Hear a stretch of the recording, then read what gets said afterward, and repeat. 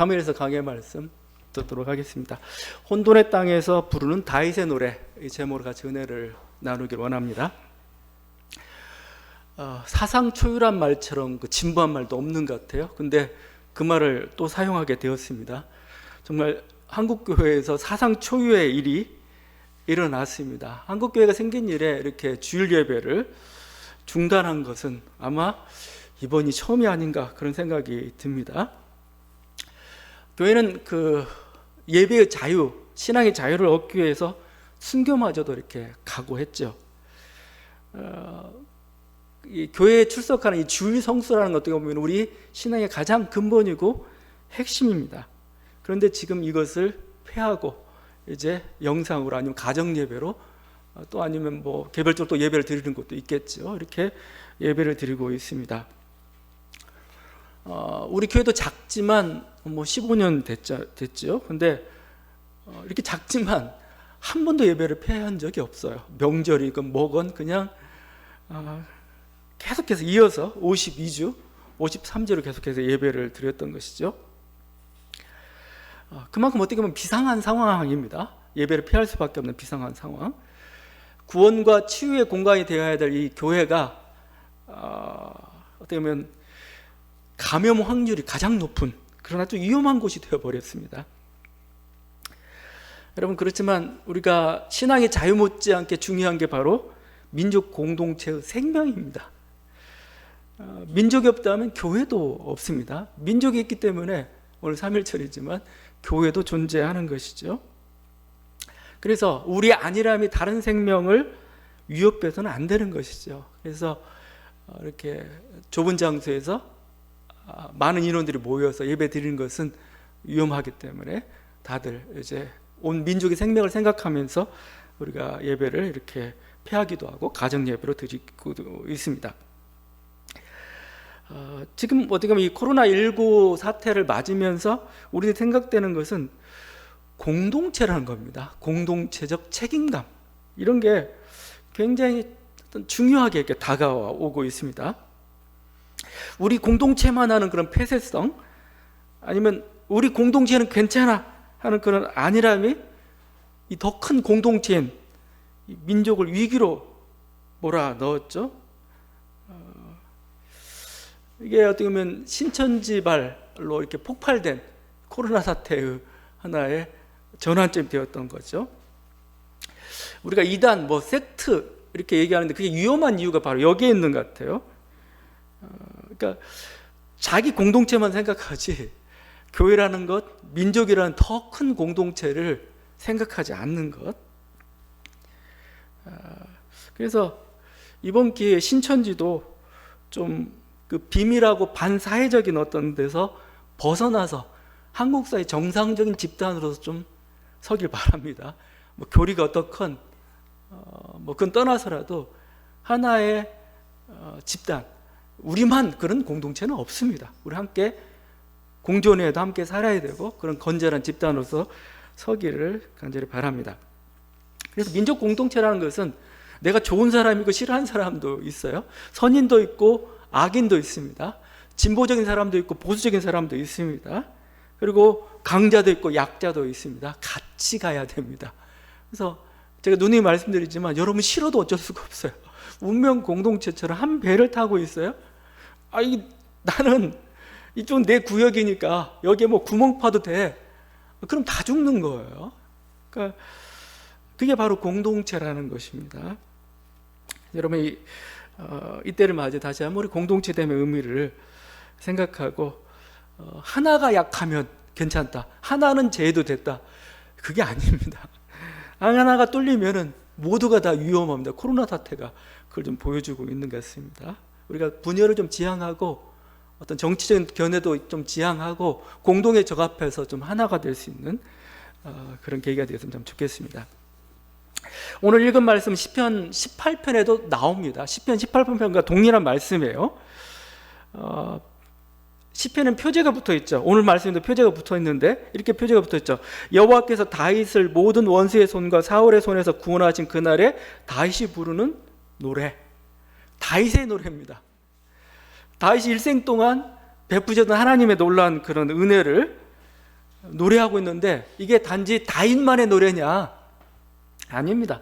우린 시편을 항상 이렇게 불러야 돼. 이스라엘의 노래입니다. 그러니까 다윗으로 대표된 한 인간. 다윗은 어떤 이렇게 전쟁, 어떤 왕국 수립 이런 어떤 도전과 문제 속에 있었다면은 우리 각자는 다른 문제들을 가지고 있죠. 그게 자기 인생의 어떤 문제랄지 직장이랄지 자녀랄지 이런 모든 문제 앞에는 다윗과 같은 똑같은 처지예요. 그래서 다윗의 찬양은 개인의 찬양이 아니고 다윗을 대표한 한 개인의 찬양입니다. 바로 우리들의 찬양이 되는 거죠. 그 2절과 3절이 우리가 가장 즐겨 애용하는 그런 찬양이 나오고 있죠. 여호와는 나의 반석이시오 나의 요새시오 나를 건지시는 자시오 나의 방패시오 나의 구원의 뿌리시오 나의 높은 망대시오 나의 피난처시라. 대부분 이렇게 전쟁터에 살았던 다윗에게는 굉장히 절절한 어떻게 보면 이게 모든 그 전쟁이 자기 무장이잖아요. 무장. 자기를 견고해 주는 하나의 어떤 요새, 그게 바로 하나님이셨다는 겁니다. 나의 반석, 이게 든든한 바위 산에 있으면 흔들리지도 않죠. 높은 곳에 있으니까 싸움에서도 굉장히 유리합니다. 나의 요새, 요새는 뭐예요? 정말 중세 유럽을 가보면 전부 성이죠.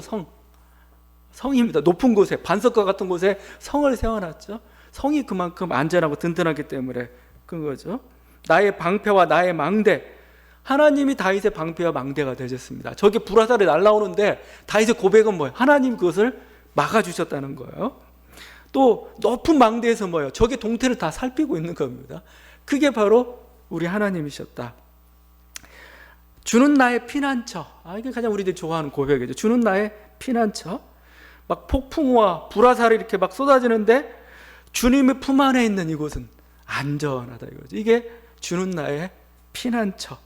그죠? 다윗이 가는 곳곳에 피난처, 영어로 쉘터죠. 쉘터가 있었어요. 쉘터. 인생을 살다 보면 얼마나 힘들어요. 막 전쟁만 하다 보면 막 잠도 자야 있고 먹기도 해야 되겠는데 도무지 이렇게 여유가 없는데 만약에 안전한 피난처가 있다면 편하죠. 군화도 벗고 먹을 걸 먹고 잠도 자면서 다시 재충전해 나가는 거죠. 우리 인생 속 이런 쉘터들이 필요합니다. 피난처들이 필요하고 거기서 우리는 보호를 받으면서 다시 한번 재충전하고 나가는 거고, 바로 주님이 나의 피난처가 되셨고 또 이제는 뭐죠? 교회가 그런 피난처입니다. 주는 나의 피난처, 바로 교회가. 우리 영혼이 이곳에서 바로 쉼을 얻죠. 그런데 제가 이 얘기를 하는 것은 주님 품속에 정말 피난처인가? 아니면 우리들이 지금 교회를 하고 있는 이곳이 정말 주님의 피난처가 되고 있는가? 그렇지 않은 것 같아요. 이번 코로나 바이러스 폭격에 지금 교회도 피난처가 못 돼가지고 그냥 다들 그냥 가정으로 뭐 이렇게 다 흩어지고 그래요. 제2차 세계대전 때 공습이 있었습니다. 막 무차별 공습하는데 교회는 주님의 피난처니까 그냥 교회만 이 폭탄이 다 피해갔나? 아니요, 그렇지 않았어요. 중세시대 역병이 창궐할 때가 있었습니다. 그럼 사람들은 뭐요? 그래도 하나님 안에, 하나님이 계신 그곳에는 안전할 거라고 오히려 더 성당으로, 교회당으로 다 몰려들었습니다. 그게 전염병 창궐의 주범이 되어버리고 말았던 거죠. 제가 상상해 본데 대구 신천지 쪽에서 그 막 코로나 바이러스 사태가 폭발했는데 그들이 왜 그렇게 밀집된 공간에서 그렇게 많은 사람들이 모여서 장시간 집회를 하면서도 불안함이 없었을까? 그렇게 자신 있게 했었을까? 혹시 그들은 그곳이 자기들의 피난처라고 생각하지 않았을까? 아무리 코로나가 와도 우리가 기도하고 또 우리 공동체에는 도무지 저것도 침범 못해. 바로 그런 생각은 하진 않았을까? 그런 생각을 해봐요. 왜냐하면 이것은 뭐 신천지뿐만 아니고 정통교회도 마찬가지입니다. 우리가 예배를 드리고 있을 때 아니면 막 같이 기도하고 있을 때는 뭐예요? 그 기도의 뜨거움 때문에 뭐예요? 어떤 바이러스나 어떤 암덩어리라도 녹일 것 같아요. 근데 잘 안 녹죠. 이게 참. 그 스페인 그 무적 함대가 있습니다. 스페인이 신대륙 발견하고 온 이후에 그 지중해와 이런 대서양 모든 걸 장악하고 있었죠. 그러다가 영국과의 전쟁이 있었습니다. 근데 무적 함대가 이제 그 영국을 치기 위해서 가죠. 근데 그 무적 함대가 한 100여 척이 갔는데 사제들이 80명이 같이 모든 배마다 사제들이 타면서 성찬식을 하면서 예배를 드리면서 갔습니다. 그때 생각은 이런 거였어요. 우리는 의롭다 이거죠. 우리는 의롭고 저쪽은 뭐예요? 지금 막 프로테스탄트들에 의해서 막 아주 이교도들입니다. 이교도처럼 보입니다. 그래서 우리들이 가는 이 의로운 전쟁에 하나님 우리와 함께 하신다는 거죠. 위험에서 지켜주시고 우리를 승리케 할 거다. 그런데 대패했습니다. 대패했어요. 그래서 이제 해상권이 완전히 이제 영국으로 넘어가게 되버리고 말았죠. 차라리 기도나 예배 드리기보다는 함선을 개량하고 전략을 이렇게 수정하는 것이 더 승리의 확률을 더 가져다 주었을 겁니다. 제가 너무 신랄하게 얘기하는데 우린 주님의 피난처 되심을 믿습니다. 근데 하나님이 어떻게 우리들에게 피난처가 되신가를 좀 알자는 거예요. 너무 그것을 신비적으로만 생각하지 말라는 겁니다. 그냥 막 신비적 어떤 영적인 능력으로 우리를 지키는 그런 피난처인가 그게 물론 그렇게 하실 수 있고 우리는 그걸 또 믿습니다. 그렇지만 하나님이 대부분 우리들의 피난처가 되실 때는 뭐예요? 그렇지 않아요. 자연적인 방법과 사회적인 환경과 사회적인 요인들을 다 활용하셔가지고 그것으로 우리를 돌보시는 거. 막 비가 쏟아지는데 그냥 나는 하나님 피난처가 되시니까 비도 안 맞고 추위도 그런 건 아니죠. 하나님 피난처가 된다는 건 뭐 여러분에게 아름다운 아니면 따뜻한 그런 오두막이나 그 집을 마련해 준다는 거 아니겠습니까? 그래야 우리가 피할 수 있는 거 아니겠어요? 사울의 음모로부터 보호해 주었던 건 뭐예요? 요나단이었잖아요. 압둘람굴에 모였던 그 용병들이 뭐예요? 다윗의 방패가 되었던 거 아닙니까? 블레셋 진영에 있었지만 적의 도시에 있으면 시글락이라는 그 성이 뭐예요? 다윗을 지킨 요새였어요. 이스라엘 백성들의 강력한 지지가 뭐예요? 다윗의 든든한 반석이었던 겁니다. 제가 이 얘기를 하는 이유는 하나님 우리의 피난처가 되는데 자연적 도구나 사회적 그것을 통해서 우리를 도우신다는 거, 우리가 그걸 좀 잘 아셔야 된다는 거죠. 그러니까 막 이런 위험한 환경 속에 하나님 도우신다고 비과학적인 방법으로 하나님의 피난처를 구하면 안 돼요. 오히려 사는 환경을 통해 도우시는 그 하나님의 어떤 피난처를 우리가 깨닫고 우리들이 조심하는 것, 우리들이 스스로 삼가는 것, 이게 진정한 피난처가, 그곳에 하나님이 피난처가 있습니다.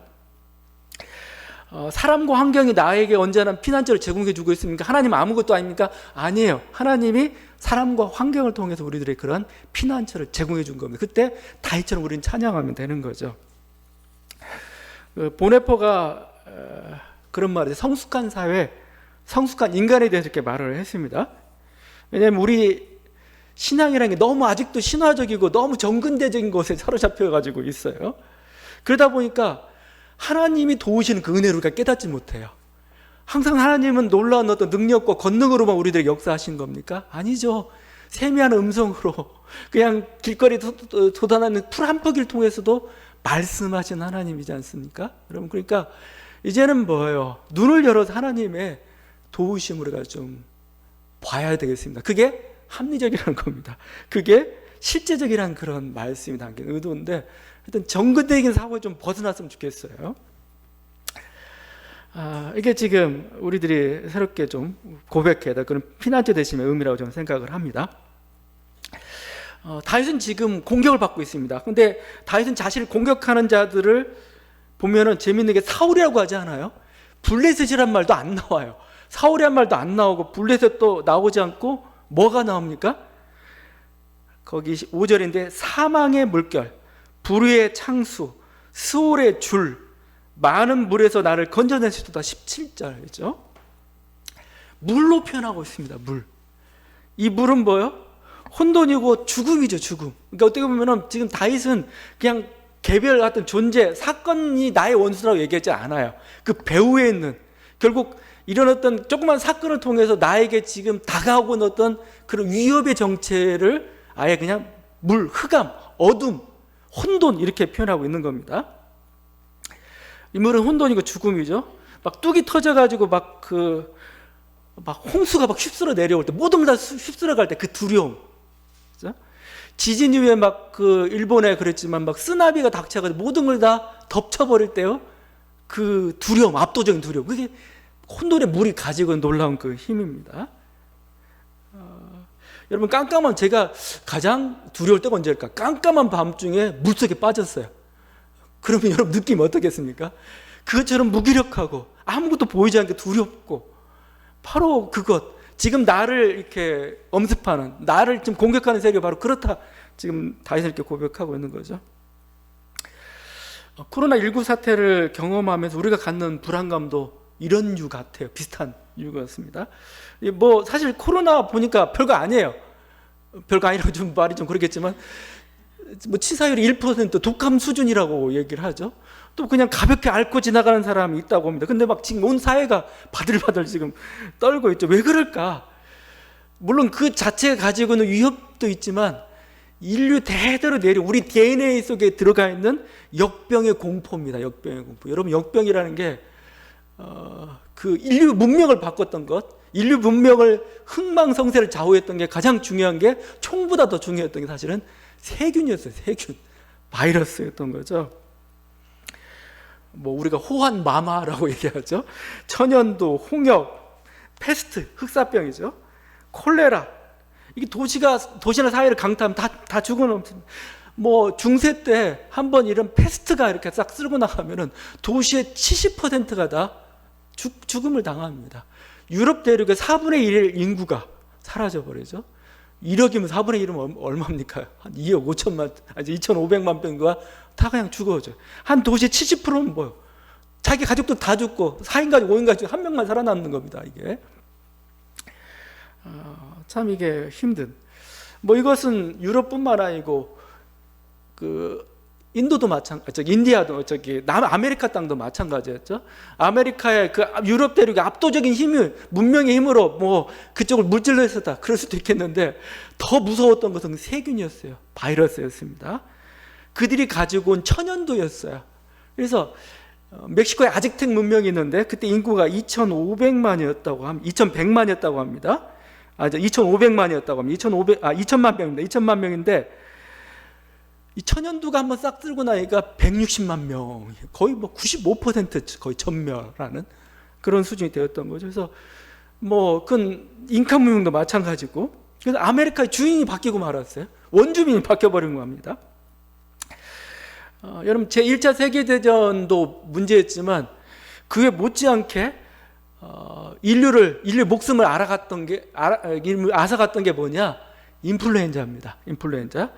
통계하면 2,100만 명의 목숨을 앗아갔습니다. 전쟁만큼 무서웠던 거죠. 인플루엔자. 그게 유명한 스페인 독감, 뭐 홍콩 독감 뭐 이런 것들로 되었던 거죠. 이 공포의 유전자 우리들 속에 남아있기 때문에 일단 두려워요. 이게 여러분이 의식하든 의식하지 않든 그냥 무의식 속에서 나오는 겁니다. 이런 어떤 신종 질병들에 익숙해지기가 좀 시간이 좀 걸릴 것 같습니다. 우리 신종 플루도 어느 정도 지나갔잖아요. 메르스 사스 사태도 어느 정도 지나갔는데 좀 익숙해지는 시간이 좀 필요한 것 같아요. 자, 이게 어떻게 보면 이런 어떤 죽음의 공포들 앞에서 우린 참 무기력합니다. 두려움, 막 정말 막 그 홍수가 막 한꺼번에 밀려온다는 그런 두려움이죠. 이런 죽음의 공포를 제압하기 위해서는 뭐예요? 하나님은 더 압도적이어야 되죠. 이 죽음이 압도적이면 뭐예요? 더 압도적이야 우리는 이 위험으로부터 벗어날 수가 있는 거죠. 지금 다윗이 묘사한 하나님의 모습이 그렇습니다. 왜 하나님 모습이 굉장히 부황부황해요. 너무 거대한데 왜 그러겠어요? 죽음이 압도적인데 그걸 압도하려면 뭐 더 큰 압도적인 힘이 필요하죠. 하나님은 어떻게 합니까? 하나님이 오시니까 땅이 진동하죠. 8절. 땅이 떨죠. 하늘의 기초가 요동하고 흔들립니다. 막 모든 산지 사방이 다 흔들리고 있습니다. 주님의 코에서는 막 연기가 납니다. 그리고 그 배에서 불이 나와 사방을 다 불사르죠. 하늘의 우레소리, 천둥 번개, 천둥이 바로 하나님의 오실 때 그 음성이고 또 뭐요? 그 번개가 뭐요? 하나님의 불화살입니다. 그래서 막 사방의 대적들을 다 그걸로, 그리고 하나님이 꾸짖고 또 콧김을 불잡아요. 혼돈의 물이 흩어지고 그 물 밑에는 세상의 기초가 다 드러나죠. 이게 하나님의 힘이죠. 여러분 우리가 믿는 신 이만큼 강력합니다. 여러분의 아버지가 이만큼 강력합니다. 어떠한 죽음의 이력도 능히 이겨냅니다. 하나님은 코로나보다 더 세밀한 눈을 가지고 있어요. 그래서 보이지 않는 그 어떤 것도 그의 감시를 피할 수 없습니다. 그분이 콧바람만 확 불면은 뭐요? 이 바이러스 산산이 흩어져서 아마 태평양에 이렇게 뇌동경이 쳐질 것입니다. 예. 하나님의 뜨거운 태양빛을 비추시면 어떤 세균이나 질병도 다 불살라질 것입니다. 여러분, 이제 실제 그렇습니까? 믿음이 있는 사람들은 그렇다고 고백하고 그렇게 믿고 나갈 겁니다. 근데 저는 이것보다 우리 믿습니다. 믿지만 왜 이렇게 이야기하고 있는지, 왜 이렇게 찬양하고 있는지를 좀 봤으면 좋겠어요. 실제 하나님 능력이기 때문에 그렇다 이렇게 할 수 있겠지만 왜 다윗이 이렇게 압도적인 힘으로 하나님을 지금 그 어떤 능력과 어떤 그 하나님의 위압적인 모습을 드러내고 있는가? 그건 뭐죠? 이 찬양이 드러나는 건 결국 뭐예요? 압도적인 어떤 강력한 생명의 의지입니다. 생명의 의지. 이 어둠의 세력이 질 수 없다는 어떤 그런 어떤 강력한 의지죠. 정의의 의지를 할 수도 있고 뭐죠? 어떤 죽음의 세력 앞에서 난 죽을 수 없다는 거죠. 죽음을 이겨야 되는 강력한 생명의 의지를 우리가 읽어야 되는 거죠. 어둠보다 빛이 강하다는 겁니다. 생명이 죽음을 삼킬 수 없다는 거예요. 이것이 우리 희망이며 기도죠. 바로 뭐예요? 우리가 그렇게 하나님을 찬양하는 이유는 뭐예요? 바로 우리들이 가져온 더 강력한 생명에 대한 의지입니다. 또 어떤 생명이 가지고 있는 어떤 어둠이 결코 빛을 이길 수 없다는 그런 강력한 희망이고 간절함이죠. 여러분이 이 하나님에 대한 그 묘사 속에서 이것들을 우리가 읽어야 할 것입니다. 그러니까 뭐예요? 앞으로도 우리 인생 속에 수많은 어떤 죽음의 물결이 우리에게 불어닥칠 것입니다. 그때도 우리는 희망의 끈을 놓지 않습니다. 우리는 굳건히 붙잡고 나아갑니다. 이게 바로 오늘 다윗이 하고 있는 찬양의 정체이기도 하고 그렇죠. 다윗은 계속 찬양을 하고 있는데 이 다윗의 찬양을 보다 보면은 그 21절과 28절은 약간 이물투처럼 보여요. 여호와께서 내 공의를 따라 상 주시며 내 손의 깨끗함을 따라 갚으셨으니 21절이죠. 25절 그러므로 여호와께서 내 의대로 그의 눈앞에서 내 깨끗한 대로 내게 갚으셨도다. 근데 다윗이 이렇게 말할 자격이 있냐는 거예요. 지금 그가 다윗이 의롭습니까? 다윗이 깨끗합니까? 다윗은 밧세바와 간음을 저질렀어요. 그 과정에 남편 우리아를 살인 교사했죠. 또 수많은 전쟁을 치르면서 피를 흘렸고 또 그가 의도했던 의도하지 않았건 뭐죠? 수많은 정적들을 그 손으로 그 부하들의 손으로 죽였어요. 이런 그가 자기 자신을 의롭다고 합니다. 좀 뻔뻔하죠? 좀 뻔뻔해요. 근데 갑자기 다윗은 왜 자기의 이 뻔뻔함을 나는 의로워하고 갑자기 이렇게 드러내고 있는 건가? 바로 여기도 다윗이 꿰뚫고 있는 게 있고 또 뭐죠? 하나님께 우리 기도에 응답하시는데 어떤 때 응답하시는가를 보여주고 있는 겁니다. 뭐냐면은 정의의 문제입니다. 정의의 문제. 하나님이 무조건 내 편이니까 하나님이 뭐예요? 무조건 너는 나에게 모든 정성을 다했으니까 그래서 날 도와준다? 그게 아니라는 거예요. 다윗은 알고 있어요. 하나님이 이 죽음보다 압도적인 힘을 능력을 발휘할 때가 언젠가? 그죠? 나의 모든 기도에 응답할 때가 언젠가? 내가 의로울 때예요. 내가 의로울 때. 내가 하나님 앞에 바로 섰을 때, 내가 하나님 말씀에 순종할 때 뭐예요? 그분은 내 기도에 응답하신다. 그걸 알기 때문에 뭐예요? 내가 의롭습니다. 이렇게 나아가는 거죠. 여러분 이게 기복신앙과 정통 종교를 나누는 하나의 분기점입니다.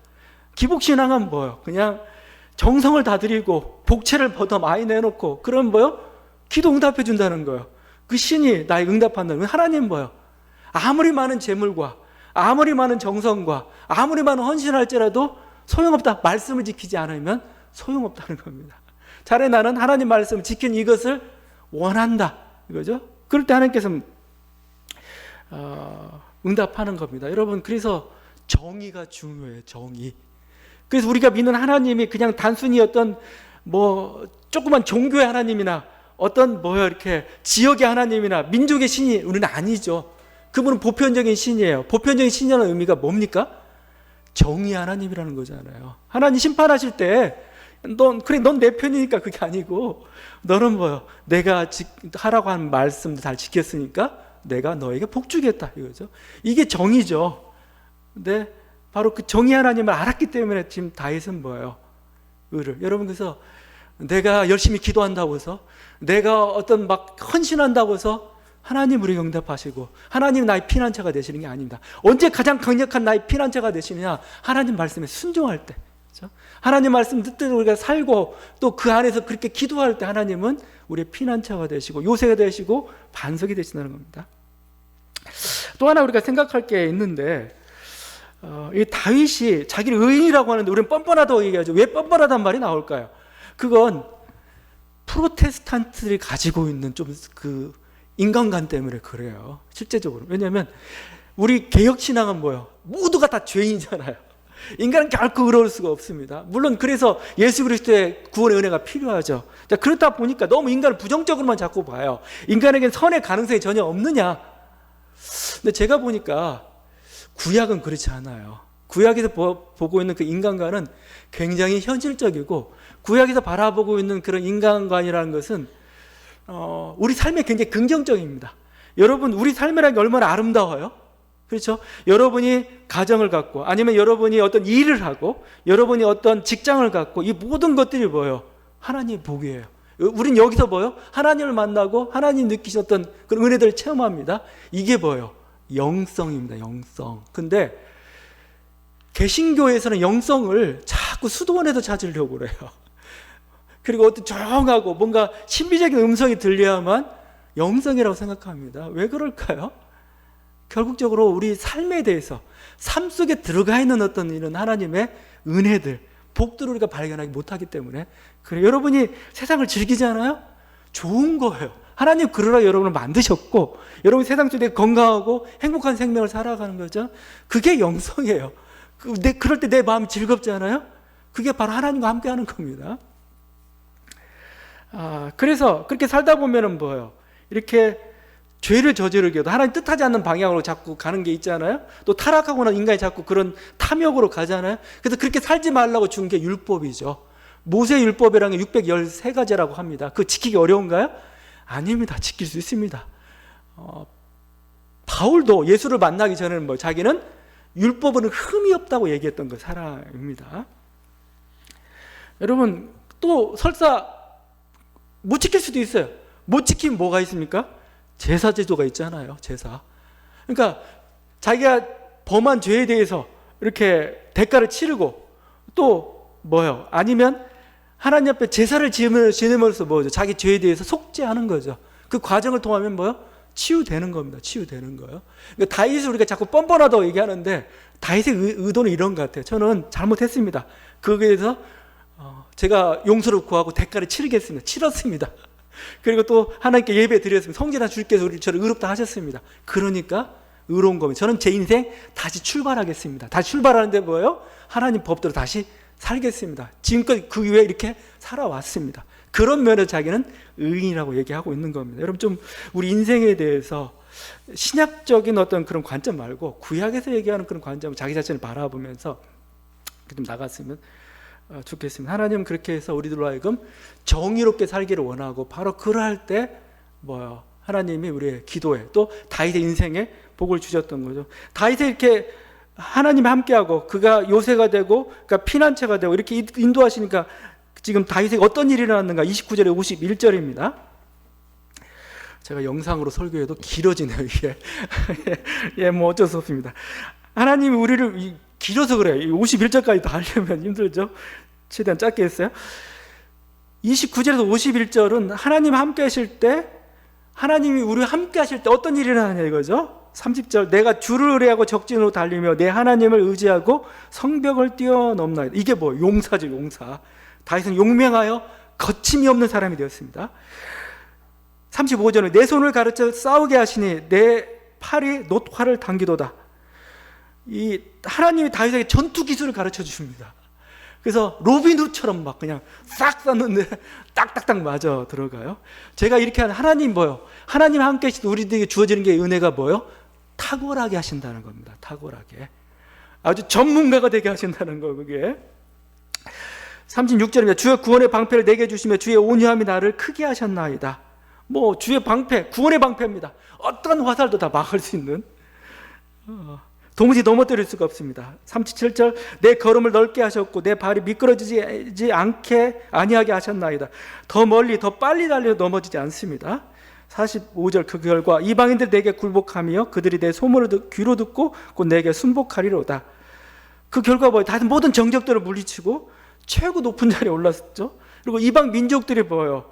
그의 복종해가지고 다윗 제국을 이루게 되었던 거죠. 하나님께서 베푸신 승리인 겁니다. 어떻게 보면 자기 인생이 이렇게 풀린 거다. 물론 다윗의 인생 속에서는 분명히 좌절의 순간도 어둠의 순간도 있었을 겁니다. 그러나 여러분, 우리도 전쟁하다 보면 여러 번 전투를 경험하자. 작은 전투에 질 때도 있어요. 넘어질 때도 있고 그렇습니다. 그러나 우리는 또 도전하고 그러다가 또 이 전투에 또 승리하기도 하고 이렇게 쌓여가지고 우리는 하나의 전쟁에서 큰 승리를 가져오게 되는 거죠. 다윗도 그것을 경험했습니다. 넘어질 때도 있고 뭔가 이렇게 정말 두려움에 사로잡혔을 때도 있지만 아직 흑암의 깊은 곳에 빠진 때도 있었지만 하나님께서 건져주시고 다시 도전하고 도전해서 결국은 이런 온전한 승리를 이루게 되었다. 여러분, 이 승리의 노래가 여러분의 노래가 되길 간절히 바랍니다. 여러분 인생도 역시 똑같은 전투예요. 전쟁이에요. 그곳에서 이 다윗의 이 찬양이 하나님의 도우심으로 승리할 수 있는 여러분 되길 간절히 바랍니다. 우리 민족이 당한 여러 가지 어려움, 위협도 있습니다. 또 여러 가지 시대적인 어떤 도전도 많이 있고 넘어야 될 산들도 많습니다. 근데 이 모든 한 가지 한 가지 산들을 우리가 포기하지 않고 절망하지 않고 하나님을 바라보면서 넘을 수 있기를 바랍니다. 좌절할 때도 있지만 다시 일어날 것이고 우리 더 높은 곳을 향해서 가게 될 것이고 결국은 이 최후의 승리의 노래를 부르게 될 것입니다. 3.1절을 만난 우리 이 민족에 이런 은혜가 있기를 간절히 바랍니다. 기도하시겠습니다.